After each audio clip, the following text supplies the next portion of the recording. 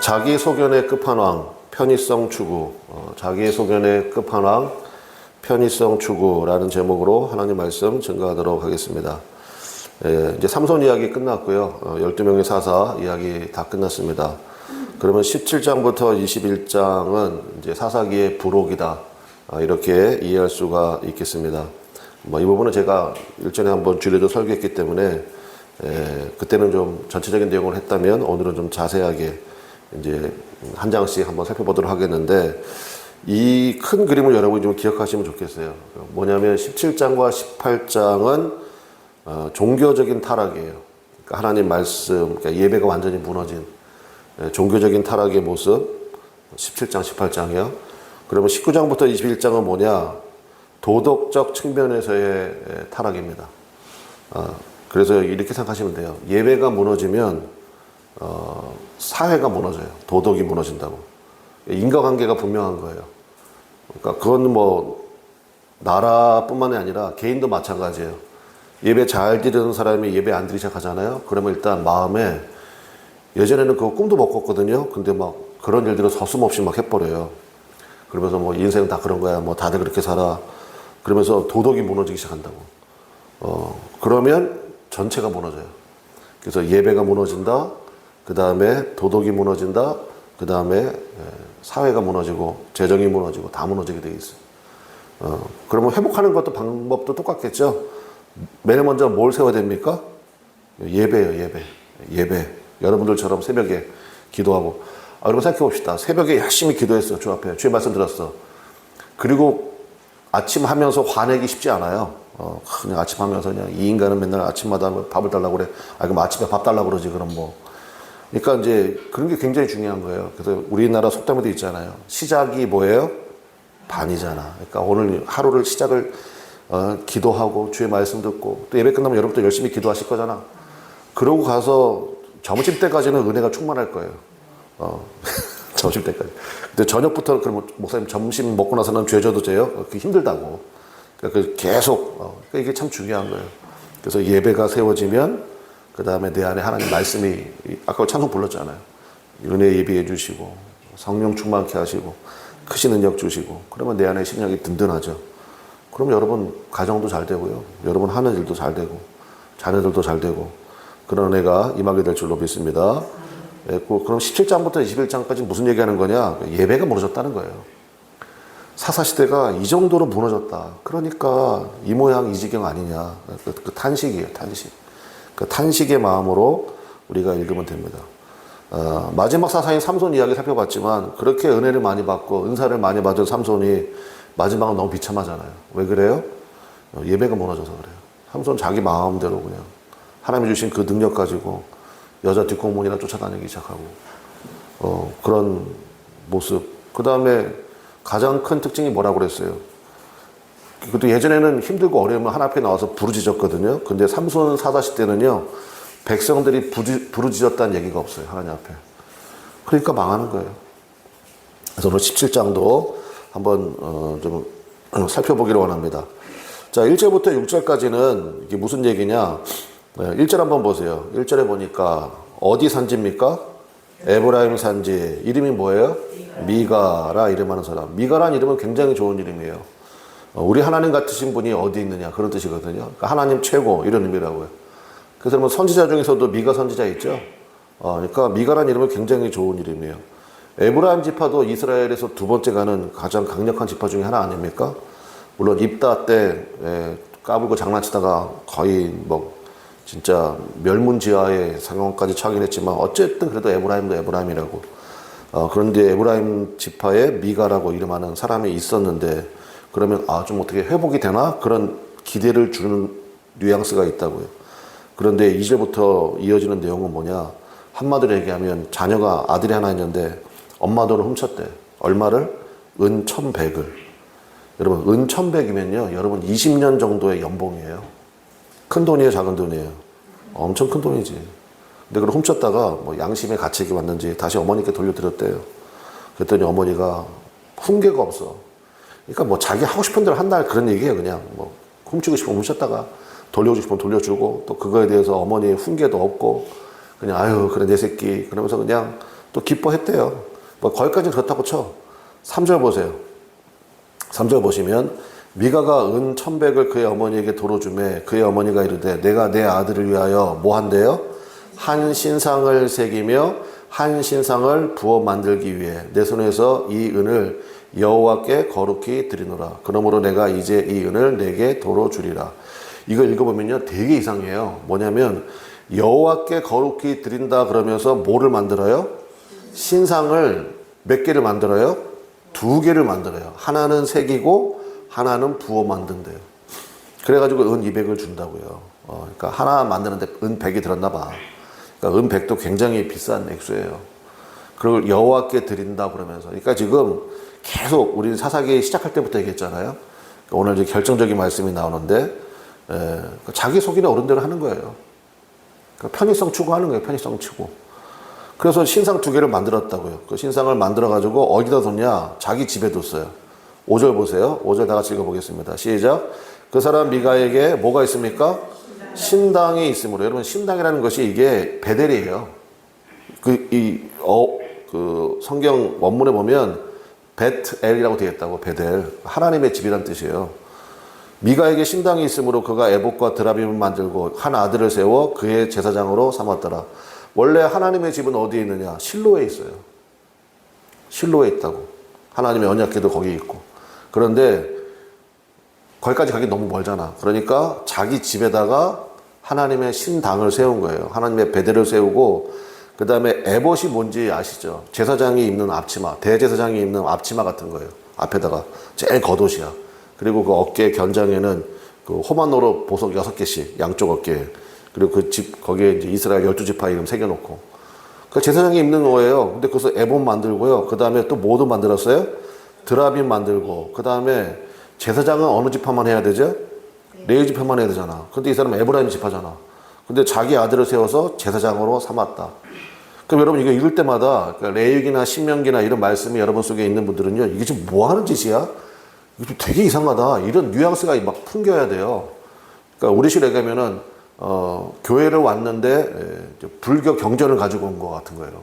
되게 이상하지 않아요? 되게 이상하잖아. 예배 끝나고 막 급하게 가. 어디 가세요? 그랬더니 뭐 이슬람 사원에 간대. 뭐 이런 식이야. 그러니까 막 이거 되게 이상하다 지금. 이거 뭐 하는 거야? 막 이런 뉘앙스를 준다고요. 그래서 6절의 전체 결론이에요. 6절 같이 읽어보겠습니다. 시작. 그때에는 이스라엘에 왕이 없었으므로 사람마다 자기 소견에 옳은 대로 행하였더라. 이게 사사기의 하나님의 탄식입니다. 그때에는 이스라엘에 뭐가 없어요? 왕이 없어. 이스라엘의 참된 왕은 누구십니까? 하나님이시잖아요. 그러니까 하나님 없이 사는 거예요, 그냥. 사람마다 그래서 자기 뭐에 옳은 대로? 소견에, 자기 생각에 옳은 대로. 하나님 말씀 기준 다 없어지고요. 자기 소견에 옳은 대로.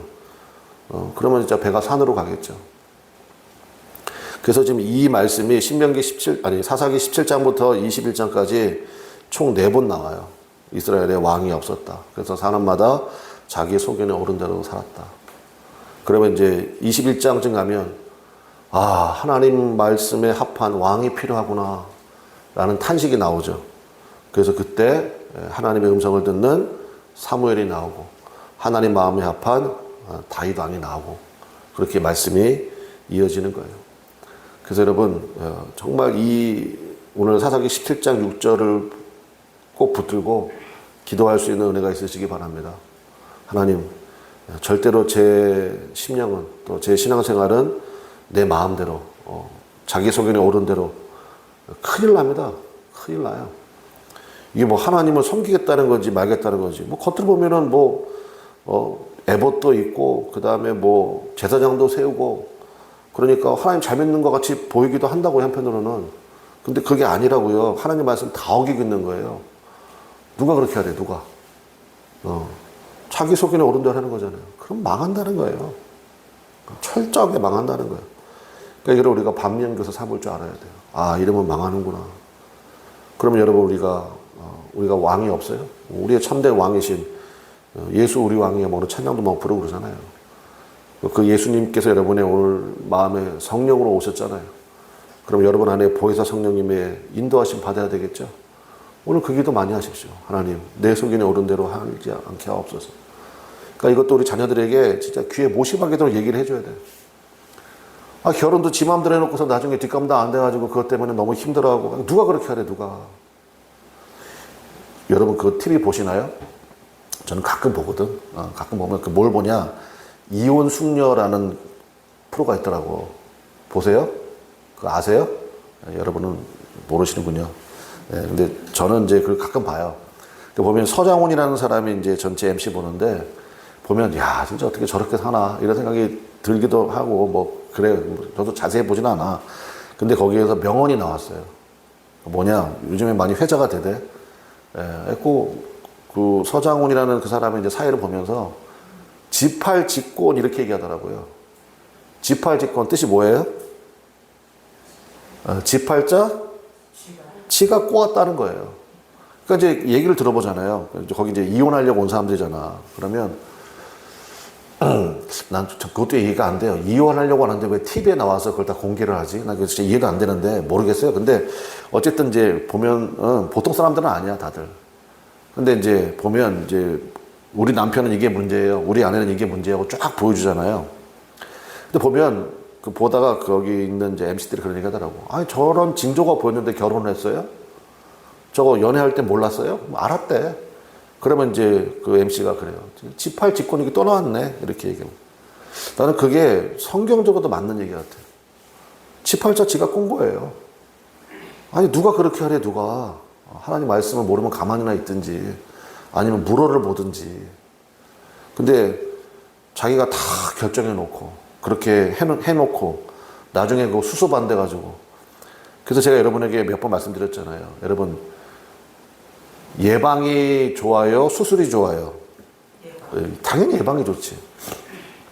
그래서 예방주사 맞으라고 그러잖아요. 뭐 독감이 전에 예방주사 맞고. 기도도 똑같아요. 예방하는 기도가 있어요. 그러면 무슨 기도도 있겠어요? 수습하는 기도도 있어. 예방 기도가 쉬워요? 수습 기도가 쉬워요? 예방 기도가 쉬워요. 그래서 여러분처럼 새벽 기도 하는 분들이 안전해요. 그러니까 뭘 하려고 하다가도 맞아. 하나님 말씀대로 해야지. 그리고 결정 안 하잖아요. 하나님 말씀대로 하려고 기도하잖아요. 그럼 예방이 되지. 근데 집이 소견에 오른 대로 다 해놓고 나중에 일 뻥 터져가지고 뒷감당 안 돼가지고 하나님 이거 어떡합니까? 하나님 도와는 주세요. 근데 굉장히 힘들어요. 그 수습하는 게 쉽지가 않다고요. 그러니까 이거를 그래서 하나님이 이걸 계속 말씀하시는 이유가 그러니까 성경이 반복하는 거는 이유가 있는 거예요. 그러지 말라고 보라고 이러다가 완전 다 망하지 않았냐고. 그러니까 우리가 이거를 진짜 내 심령의 중심 삼아버리고 자녀들에게도 알려줘야 돼요. 신명기 보니까 여러분의 책임은 자녀에게까지 있대요. 그러니까 우리 시대에 가면 손자, 손녀까지는 여러분 책임져야 돼요. 하나님 말씀대로 잘 양육할 수 있도록. 그러니까 그런 교육이 참 중요하죠. 예. 자, 그 다음에 7절, 8절 보겠습니다. 거기 보면 이제 레위인이 나와요. 레위인은 제사장이잖아요. 근데 이 사람이 떠돌이 제사장이야. 참 이것도 너무너무 안타까운 거예요. 7절 보겠습니다. 7절 보면 유다 가족에 속한 유다 베들레헴에 한 청년이 있었으니 그는 뭡니까? 레인으로서 거기서 거류하였더라. 신명기 보면 하나님께서 이스라엘 땅에 들어가면 가나안 땅에 들어가면 48개 성읍을 세우라. 그리고 레위 지파들 흩어져 살아라. 왜 그렇게 하셨냐면 12지파에 흩어져 살게 하셨거든요. 말씀 가르치라고. 그 다음에 그 지파를 위해서 기도해 주라고. 그리고 하나님의 48개 성읍에 이스라엘 레위 지파들을 흩어 살게 하셨고요. 그리고 그 지파에서 나오는 이제 11조라든지 이런 거 있잖아요. 이런 거 가지고 레위인들 생활할 수 있도록 다 이렇게 만들어 놓으셨거든. 근데 이 레위인이 유다 베들레헴을 자기가 이제 하나님께 부름받은 자리란 말이에요. 우리가 소명 그러잖아요. 부름받은 자리. 그 소명을 거기 받았는데 8절 보세요. 그 사람이 이게 참 그다음에 눈물 나야 돼요. 그 사람이 그다음 뭐라고 되어 있습니까? 거주할 곳을 찾고자 하여 그 성읍 유다 베들레헴을 떠나가다가 에브라임 산지로 가서 미가의 집에 이르매. 지금 레위인이 자기 마음대로 소명의 자리를 떠나고 있습니다. 왜요? 왜 떠나요? 생활곳 때문이에요. 생활곳 때문에. 그러니까 그 지역에 있는 사람들이 헌금 안 했나 봐요. 헌금 안 하니까 그럼 어떻게 살아요? 살 수 있는, 레위인들은 땅도 안 줬어, 하나님이. 예, 땅도 안 주셨거든요. 그래서 생활고 때문에 자리를 떠나요. 그래가지고 저기 다녔는데 미가를 만난 거예요. 만났더니 미가가 제안을 하잖아요. 우리 집에 제사장 되라. 내가 먹을 거 주겠다. 그 다음에 10절 보니까 중간쯤에 내가 해마다 은열, 그러니까 굉장히 박봉이야. 굉장히 박봉인 거예요. 은열은. 한 달 동안 해마다 준다니까. 연봉을 은 10개 주겠다. 그 다음에 의복 한 벌 주고 숙식 제공 딱 그거 했다고요. 그랬더니 세상에 이런 게 이게 어디야? 그러면서 그 집에 제사장이 됐대요. 이 사람의 나중에 이름이 나옵니다. 그게 18장 30절에 나오는데 모세의 손자 요나단이었다 이렇게 나와요. 그런데 제가 이제 주석을 좀 찾아보니까 마소라 사본이라는 게 있어요. 구약 성경 중에 거기에는 모세의 손자라고 쓰지 않고 므낫세의 손자라고 썼어요. 그러니까 히브리어로 자음을 하나 더 추가했어. 그래서 원래는 모세의 손자인데 마소라 사본에서는 므낫세의 손자라고 살짝 바꿔줬다고요. 왜요? 너무 부끄러우니까. 너무 모세의 손자라면 모세의 손자가 이분도 알아. 내가 보니까 마소라 사본 쓴 사람도 아는 거예요. 근데 야, 모세의 손자가 이 정도야? 너무 부끄러운 거예요. 그래서 므낫세 손자라고 자음을 하나 추가해가지고 바꿔놨어요. 네. 여러분 안준생이라고 아세요? 안준생? 안중생이라고 모르시죠? 모르는 게 당연하지. 안중근의 아들이에요. 안중근 아시죠? 네. 이렇게 손가락 자르고 이렇게 그 그림 되게 유명하잖아요. 우리나라 독립 완전 상징적인 인물이죠. 그분의 아들이 안준생이에요. 안준생이요.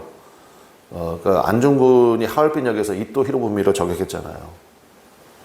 근데 이 아들 안준생은요, 이토 히로부미의 아들을 조선 호텔에서 만나서 사과했어요.